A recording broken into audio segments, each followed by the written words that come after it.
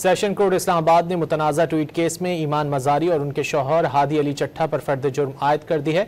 मजीद जानेंगे don news के नुमाइंदा ताहिर नसीर से। ताहिर, क्या तफसीलात?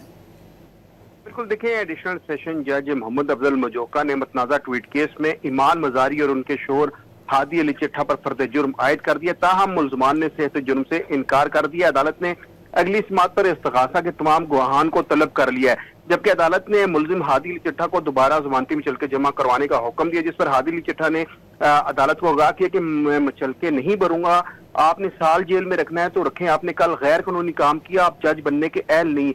ईमान मजारी ने भी कहा कि आप हमें गिरफ्तार करवाना चाहते हैं, आप मेरी जमानत भी कैंसिल करवा दें, जिस पर जज अफजल मजोका ने रिमार्क दिए कि मेरा असूल है कि मैं आपको इज्जत दूंगा तो मुझे इज्जत मिलेगी।